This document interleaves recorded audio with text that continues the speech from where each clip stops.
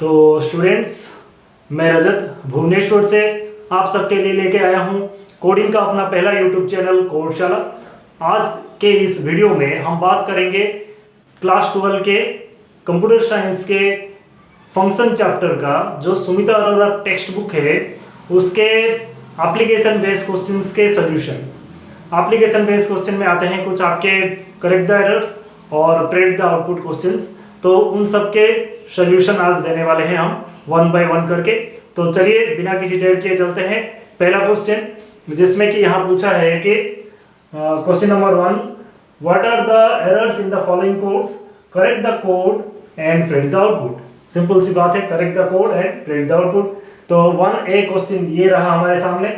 यहाँ पे देखिए, किसी भी कोड को आपको पढ़ना है तो सबसे पहले मेन पार्ट से पढ़ना शुरू कीजिए। आपको ये सजेशन है मेरा। इसका मेन पार्ट रहा ये, यहाँ से जैसे कि हम देख सकते हैं, ठीक है, ये रहा उसका ये मेन पार्ट रहा उसका। यहाँ से देखा हमने फंक्शन कॉल स्टेटमेंट है, सम नाम से कोई फंक्शन है क्या, हाँ यहाँ ठीक है। अभी 10 20 उसमें भेजा तो 10 गया arg1 में, 20 गया arg2 में। फिर यहाँ पे देख सकते हैं हम, ये जो फंक्शन डेफिनेशन पार्ट है इसका इंडेंटेशन थोड़ा गड़बड़ है, क्योंकि यहाँ पे देखिए ये लाइन में जो है स्टार्ट होना चाहिए था, एक्चुअली इसकी सीधा पूरा रहना चाहिए था। तो ये पहला एरर है, इंडेंटेशन एरर। जो ये वाला लाइन है ये थोड़ा इस तरफ आएगा, ये वाला पूरा लाइन जो है यहाँ से हट के थोड़ा शिफ्ट होगा लेफ्ट साइड में। पहला एरर हुआ ये। फिर ये ठीक हो गया तो टोटल और प्रिंट ये दोनों स्टेटमेंट सही लाइन पे आ जाएंगे अभी। तो इसको थोड़ा खिसकना है लेफ्ट साइड में। और ये जो उसके बाद जो रिटर्न स्टेटमेंट भी है, ये स्टेटमेंट भी जो है इसको थोड़ा हम इसी दिशा में थोड़ा ले जाएंगे, इस लाइन में लाने के लिए थोड़ा यहाँ रखेंगे हम इसको। तो ये लाइन में आ जाएगा रिटर्न स्टेटमेंट, तो ये सही हो जाएगा। ये दो यहाँ पे इंडेंटेशन एरर मुझे लगते हैं। बाकी जो रहा सम फंक्शन कॉल ठीक है, प्रिंट स्टेटमेंट में भी हम जो टोटल प्रिंट कर रहे हैं ये भी ठीक है। तो अभी इतना करेक्शन के बाद मैं बोलता हूँ आउटपुट क्या आएगा। आउटपुट जो है यहाँ पे देखिए, 10 गया arg1 में, 20 गया arg2 में, तो टोटल में आ गया 10 + 20 इक्वल टू आ गया यहाँ 30 आ गया। तो प्रिंट जब टोटल प्रिंट, तो आउटपुट यहाँ आएगा टोटल कॉलन 30। फिर यहाँ से रिटर्न किया टोटल, मगर यहाँ रिसीव करने के लिए कोई वेरिएबल है नहीं, तो ये 30 यहाँ रिसीव करने के लिए कोई है नहीं। तो यहाँ जब प्रिंट टोटल, यहाँ टोटल प्रिंट करेंगे तो ये ग्लोबल वाला वेरिएबल जो है यहाँ पे, ये ग्लोबल वेरिएबल है हमारा, इसको ग्लोबल कहेंगे। तो ग्लोबल वेरिएबल जो है ये वैल्यू यहाँ एप्लीकेबल हो जाएगा। तो यहाँ पे आ जाएगा टोटल इज इक्वल टू, यहाँ पे आ जाएगा टोटल इज इक्वल आपका 0। तो आशा करता हूँ आपको समझ में आया होगा। इसका आउटपुट आप इस तरफ देख सकते हैं। तो अभी चलते हैं दूसरे क्वेश्चन की तरफ। यहाँ पे दूसरा क्वेश्चन जो लिखा है, यहाँ पे कई सारे एरर दिखते हैं, एक नहीं।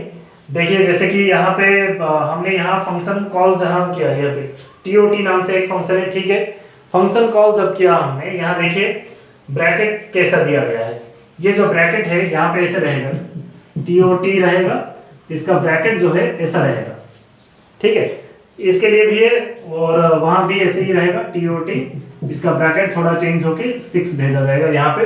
और बाकी प्रिंट का ब्रैकेट ठीक है, खाली फंक्शन कॉलिंग का ब्रैकेट यहाँ गलत है। फिर यहाँ फंक्शन में जैसे कॉल हुआ, मान लीजिए TOT 3 भेजा गया, 3 जाके नंबर में रिसीव होगा। फंक्शन डेफिनेशन का देखिए, थोड़ा लाइन देखिए, फंक्शन हेडर वाला लाइन, यहाँ पे कॉलन मिसिंग है, यहाँ कॉलन दिया जाएगा। उसके बाद यहाँ देखेंगे सम इज इक्वल टू 0, ठीक है। C इन रेंज का R क्या ऐसे कैपिटल होता था कभी? मुझे नहीं लगता। ये तो यहाँ पे ये R जो है स्मॉल होगा।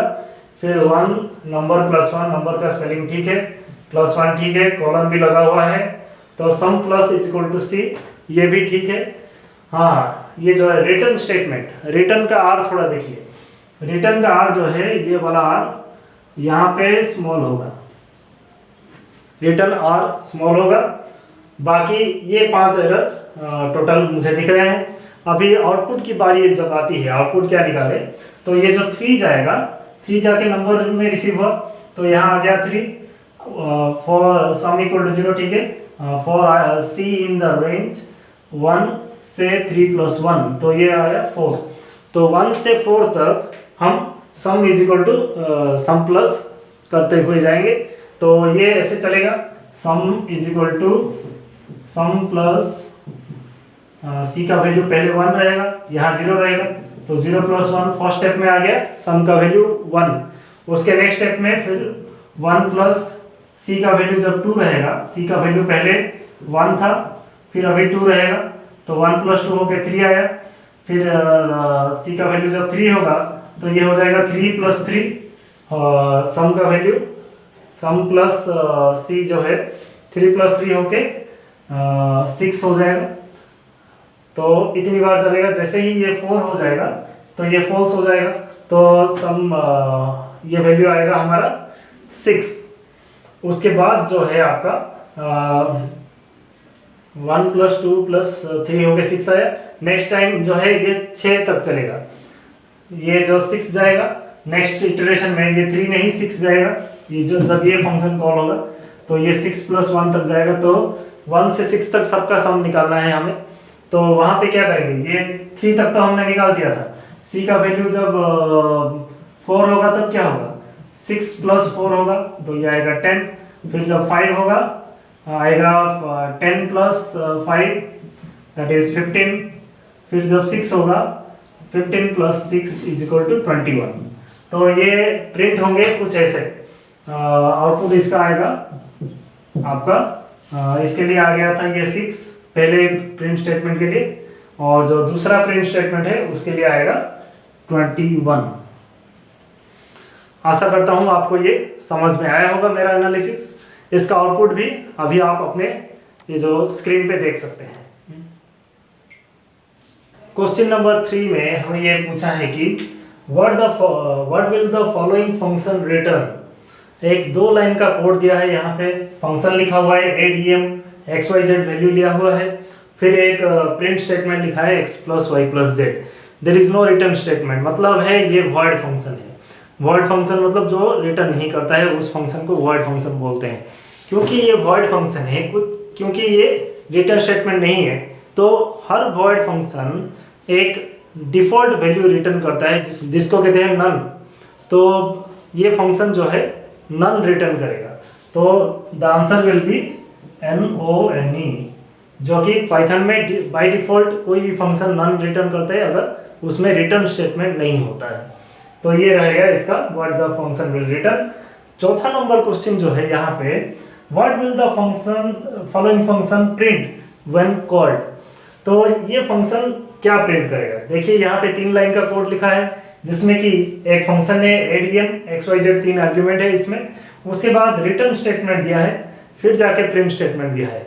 तो मेरा ये सवाल है आप सबसे कि क्या रिटर्न स्टेटमेंट के बाद कोई कोड आगे बढ़ सकता है? जी नहीं। रिटर्न स्टेटमेंट जो है कोई भी फंक्शन का फाइनल स्टेटमेंट होता है, उसके बाद वो सीधा मेन पार्ट में ट्रांसफर हो जाता है। तो यहाँ पे क्योंकि इतना ही लिखा है तो यहाँ पे ये प्रिंट नहीं कर पाएगा, मतलब इसमें आउटपुट स्क्रीन में कुछ नहीं आएगा, ब्लैंक रहेगा। आप देख सकते हैं आउटपुट स्क्रीन में ये बिल्कुल ब्लैंक ही आएगा प्रिंट।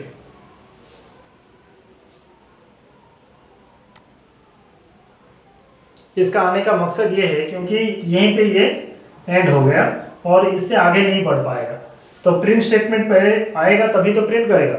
अगर इसको सही करना हम चाहेंगे तो यहाँ से हम प्रिंट स्टेटमेंट को लेके यहाँ से ऊपर पहुँचा देंगे रिटर्न स्टेटमेंट से पहले, तब शायद ये प्रिंट कर ले, मगर इस सिचुएशन में प्रिंट नहीं कर पाएगा। अभी चलते हैं क्वेश्चन नंबर 5 पे। क्वेश्चन नंबर 5 में कुछ ऐसे 4 क्वेश्चन दिए हैं जो कि आपस में थोड़ा थोड़ा ही डिफर करते हैं। मतलब जैसे कि ये दिया है what will be the output of the following programmes.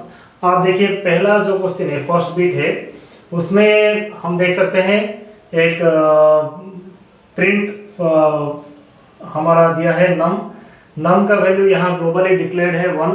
तो प्रिंट नम करेंगे तो इसका आउटपुट में साइड में लिखता हूँ, यहाँ पे प्रिंट नम करेंगे तो 1 आएगा। फिर print my function my FUNC एक फंक्शन कॉल हुआ है, यहाँ से हम सीधा ट्रांसफ़र होंगे यहाँ पे। तो यहाँ ट्रांसफ़र होने के बाद रिटर्न क्या है, नम। रिटर्न क्या है, नम। नम का वैल्यू तो 1 है, मगर यहाँ पे रिसीव कहीं पे नहीं किया है। तो यहाँ पे नॉर्मल ये जो रिटर्न का वैल्यू आएगा, रिटर्न नम करेंगे तो यहाँ जो वैल्यू है 1 ही आएगा यहाँ पे, क्योंकि रिटर्न क्या 1, यहाँ पे प्रिंट हम कर दिए उसका वैल्यू 1। तो उसके बाद प्रिंट नम जब करेंगे, प्रिंट नम करने से भी ये 1 ही आएगा, क्योंकि नम का ग्लोबल वैल्यू 1 ही है। अगर कोई वैल्यू ग्लोबली डिक्लेयर्ड है, लोकली उसका रीडिक्लेरेशन नहीं हुआ है, तो वो ग्लोबल वैल्यू को ही लेगा। तो ये रूल के हिसाब से ये होगा इसका आउटपुट। दूसरा क्वेश्चन जो है, यहाँ देखिए, ग्लोबली एक वेरिएबल डिक्लेयर्ड है, लोकली अलग है, तो थोड़ा सा डिफर करता है क्वेश्चन 1 से। यहाँ प्रिंट नम करेंगे तो ये ग्लोबल वाला वैल्यू को ही लेगा, क्योंकि ये मेन पार्ट है हमारा। यहाँ से ये जो है, यहाँ से हमारा मेन पार्ट स्टार्ट होता है। तो यहाँ पे प्रिंट हम करेंगे, यहाँ 1 आएगा। उसके बाद प्रिंट माई फंक्शन कॉल होगा, माई एफयूएनसी कॉल होने के बाद यहाँ से हम सीधा वापस आए इधर। नम का वैल्यू यहाँ 10 है, रिटर्न किया नम, तो इस जगह पे प्रिंट होगा हमारा 10, क्योंकि रिटर्न होते ही यहाँ सीधा वापस आएगा, इस जगह पे रिप्लेस कर जाएगा 10, तो यहाँ आ गया हमारा 10। फिर जब प्रिंट नम करेंगे तो ये जो है ग्लोबल वाला वैल्यू को ही लेगा। लोकल में जो चेंज हुआ है अप टू दिस ये एप्लीकेबल है, ठीक है। तो यहाँ पे जो नम का वैल्यू प्रिंट होगा वो 1 ही आएगा। उसके बाद आते हैं क्वेश्चन नंबर 3 में। यहाँ पे देखिए, प्रिंट नम जब करेंगे बिल्कुल वहाँ जैसे हुआ था, यहाँ पे भी हमारा 1 प्रिंट होगा। तो क्योंकि ग्लोबल वैल्यू 1 है नम का। फिर माई एफयूएनसी जब कॉल हुआ, यहाँ से हम ट्रांसफर हुआ कंट्रोल इधर, ग्लोबल कीवर्ड हमने लगा दिया नम पे। अब ये क्या हुआ ना, ये जो ग्लोबल वैल्यू को ये बदल सकता है। नम जो है अभी 10 किया, तो ये वैल्यू कट के हमारा हो गया 10। तो रिटर्न जब नम किए, ये वैल्यू जो है यहाँ से इस जगह पे आया और यहाँ पे रिप्लेस किया, और ये बन गया यहाँ पे 10। प्रिंट हमारा हो गया 10। और उसके बाद प्रिंट नम जब करेंगे, क्योंकि ग्लोबल कीवर्ड यूज करके हमने यहाँ पे नम को उसके बाद बदल दिया है, तो नंबर जो प्रिंट होगा यहाँ पे 10 होगा। तो जैसा देखा आपने, उसका आउटपुट और इसका आउटपुट में बदलाव क्यों आया, क्योंकि ये ग्लोबल कीवर्ड की वजह से आया। अभी चलते हैं चौथा वाला, बहुत आसान वाला है। डिस्प्ले फंक्शन यहाँ पे कॉल हुआ, डिस्प्ले फंक्शन कॉल होते ही हम यहाँ से गए बिल्कुल यहाँ पे, फिर इस ब्लॉक में प्रिंट किया है हेलो प्रिंट हुआ है। तो हेलो प्रिंट करके थोड़ा स्पेस दे देंगे हम, तो आउटपुट यहाँ साइड में लिख देता हूँ, आउटपुट आएगा हेलो, उसके बाद थोड़ा स्पेस। उसके बाद जब प्रिंट फिर फंक्शन खत्म करके यहाँ पे आए, तो नेक्स्ट लाइन में देयर बोल के लिखा है, तो आउटपुट आएगा साइड में देयर एक्सक्लेमेशन मार्क। तो ये रहा इसका आउटपुट। आशा करता हूँ आपको ये समझ में आया होगा। अभी चलते हैं क्वेश्चन नंबर 6 पे। अभी क्वेश्चन नंबर 6 में ये हमें पूछा है कि what will be the output of the following code. ये जो है ये कोड दिया है हमें, यहाँ पे हम देख सकते हैं कुछ ग्लोबल वैल्यूज है। फिर ये प्रिंट स्टेटमेंट में हमें पूछा है कि y इज इक्वल टू क्या आएगा। मैं यहाँ आउटपुट लिखता हूँ इसका, y इज इक्वल टू हमारा आएगा y का जो ग्लोबल वैल्यू है 5, फिर a इज इक्वल टू आ जाएगा a का ग्लोबल वैल्यू जो है 10। उसके बाद हमारा जो है प्रिंट फंक्शन के अंदर एक हमारा माई एफयूएनसी फंक्शन कॉल हुआ है। फिर यहाँ से हम ट्रांसफर हो जाएगा कॉल इधर इस ब्लॉक में। यहाँ जैसे ही आते हैं हम यहाँ देख सकते हैं कि y इज इक्वल टू 10 लिखा है, sorry y is equal to a लिखा है, यहाँ y is equal to a लिखा है। तो यहाँ पे होगा क्या ना, y का वैल्यू जो है a इक्वल टू दे दिया हमने, उसके बाद जो a इक्वल टू 2 लिख दिया, यहाँ पे गड़बड़ हो जाता है, क्योंकि यहाँ a का एक ग्लोबल वैल्यू है, हम उसको बदल रहे हैं, ठीक है, मगर उसको बदलने से पहले उसको रेफरेंस कर दिए। तो यहाँ पे एरर आएगा, local variable a is referenced before assignment। ये एरर इसलिए आया क्योंकि लोकल वेरिएबल जो है इसको असाइन हमने कर दिया इसको रिफर हमने कर दिया बिफोर असाइनमेंट। इसको अगर ठीक करना होता तो हम चाहते तो इस लाइन को ऊपर ले आते, ये एक ऑप्शन था। नहीं तो नॉर्मली आप इस लाइन को a=2 को हटा ही देते, इस लाइन को इधर हटा देते, नहीं तो इसको ऊपर ले आते। कुछ भी करते तो आपका पूरा प्रोग्राम का आउटपुट आता, सारे प्रिंट स्टेटमेंट का आउटपुट आता। आप इसका आउटपुट अभी देख सकते हैं, मैं आपको अभी स्क्रीन में दिखा रहा हूँ कि कैसे ये रहने से आपका एरर आता है। Local variable a is referenced before assignment. अगर मैं इसको सही करूँ, सही करने की कोशिश करूँ तो ये दो ऑप्शन है, इसको हटा दें, नहीं तो इसको ऊपर ले दें।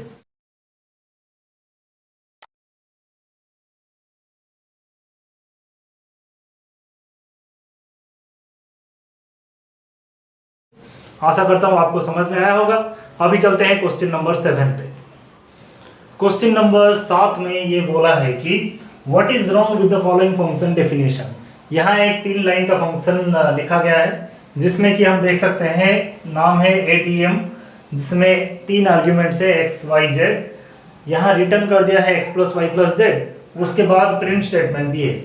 जब हम इसको कंप्यूटर में चलाते हैं तो हमने ये देखा है कि यहाँ पे कोई एरर नहीं आता, मगर एक वार्निंग जरूर देता है, line 3 unreachable code, line 3 unreachable code बोल के। क्योंकि यहाँ पे जो है इस लाइन में ये हमारा जो यहाँ पे कंपाइलर यहाँ तक पहुँच नहीं पाता।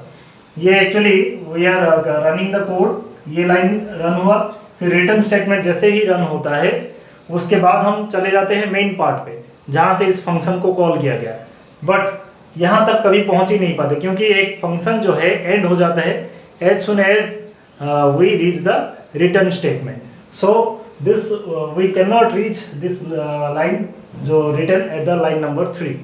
सो इसीलिए यहाँ पे अगर इसको सही करने की बात हो रही है तो ये बेटर होगा इसको इधर ले आए, रिटर्न से पहले।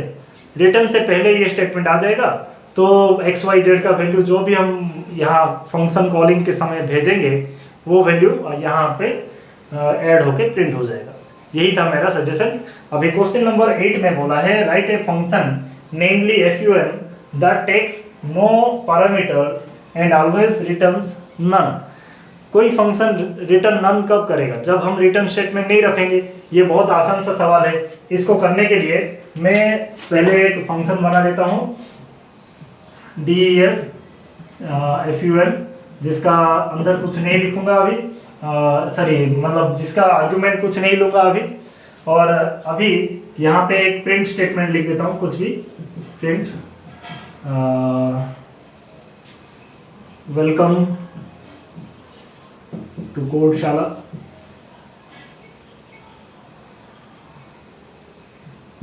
ये लिख दिया हमने। उसके बाद यहाँ पे मैं फंक्शन को कॉल कर देता हूँ प्रिंट स्टेटमेंट के अंदर, ताकि मैं आपको दिखा पाऊँ कि हमेशा नन कैसे रिटर्न करता है। fun फंक्शन को मैंने प्रिंट स्टेटमेंट में कॉल कर दिया। अभी इसका आउटपुट अगर आप देखेंगे तो ये प्रिंट स्टेटमेंट के साथ यहाँ पे नन बोल के प्रिंट होगा, क्योंकि यहाँ हमने रिटर्न स्टेटमेंट नहीं रखा तो ये हो गया वॉइड फंक्शन। तो ये फंक्शन हमेशा नन रिटर्न करेगा अकॉर्डिंग टू पाइथन। कोई भी फंक्शन में रिटर्न स्टेटमेंट अगर नहीं है तो वो बाय डिफ़ॉल्ट नन ही रिटर्न करेगा। अभी चलते हैं इसका क्वेश्चन नंबर 9 में। इस क्वेश्चन में एक छोटा सा कोड दिया है हमें, और ये पूछा है कि consider the code below and answer the questions that follow. यहाँ पे पहला क्वेश्चन है when the code above is executed what it prints out. ये प्रिंट क्या करेगा देखते हैं। पहले ये रहा मेन पॉइंट हमारा। यहाँ से देखिए मल्टीप्लाई फंक्शन को 5 5 भेजा गया, तो यहाँ से गया ये फंक्शन कॉल, और 5 यहाँ नंबर 1 में रिसीव होगा, नंबर 2 में भी 5 रिसीव होगा। उसके बाद 5 × 5 होके यहाँ पे आ जाएगा आंसर में 25।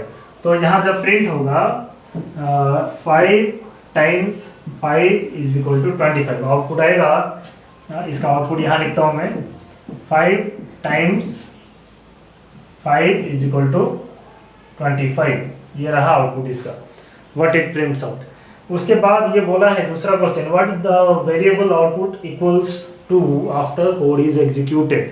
वेरिएबल आउटपुट बोल के यहाँ एक लिखा हुआ है, इसका वैल्यू क्या आएगा। यहाँ जो रिटर्न हो रहा है आंसर का वैल्यू। आंसर का वैल्यू तो यहाँ 25 है, तो रिटर्न होगा 25 इधर आएगा रिटर्न होने के बाद, और इस जगह पे आके रिप्लेस हो जाएगा। यहाँ से रिटर्न होके 25 आएगा और यहाँ रिप्लेस होगा, तो आउटपुट का वैल्यू भी होगा 25। ये हम आउटपुट स्क्रीन में अभी देख सकते हैं कि जब मैं नॉर्मल प्रिंट करता हूँ तो ये आएगा 5 × 5 = 25, और अगर मैं आउटपुट को भी प्रिंट करूँ तो उसका वैल्यू भी 25 आ रहा है। अभी चलते हैं क्वेश्चन नंबर 10। ये क्वेश्चन नंबर 10 में ये जो है क्वेश्चन 9 में जो था लगभग समानता है एक स्टेटमेंट को छोड़ के। ये जो रिटर्न स्टेटमेंट 9 में लास्ट यहाँ प्रिंट स्टेटमेंट के बाद था, यहाँ प्रिंट से पहले ले आए हैं। अगर इसको अगर चलाएंगे और ये पूछा है कि ये क्या प्रिंट करेगा, when the code above is executed what it prints out, तो यहाँ पे जैसे ही कॉल किया हमने 5 यहाँ पे आया, 5 यहाँ पे आया, 5 × 5 होके आंसर में आ गया 25, रिटर्न कर दिया यहाँ पे हमने 25, तो 25 यहाँ आके हमारा आउटपुट में आके स्टोर हो गया 25। मगर ये जैसे ही रिटर्न होके आ गया उसके बाद ये प्रिंट स्टेटमेंट में और वापस नहीं जा सकता। After it return statement is executed, यहाँ पे ही फंक्शन एंड हो गया और ये प्रिंट स्टेटमेंट में जा ही नहीं पाएगा, इसीलिए ये कुछ आउटपुट प्रिंट ही नहीं कर पाएगा।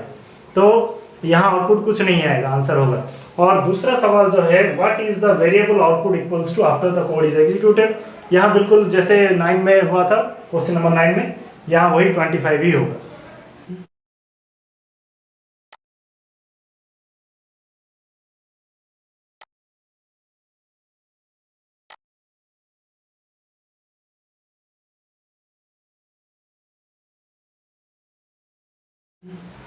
तो आगे के क्वेश्चंस हम देखेंगे अगले वीडियो में। हम बहुत जल्दी लेके आ रहे हैं क्वेश्चन नंबर 11 to 17 का भी सोल्यूशन इसके नेक्स्ट वीडियो में। अगर इसमें कोई डाउट है तो आप कमेंट करके मुझसे पूछ सकते हैं या मेरे मेल आईडी में मुझसे पूछ सकते हैं। तो बहुत जल्दी मिलते हैं अगले वीडियो में।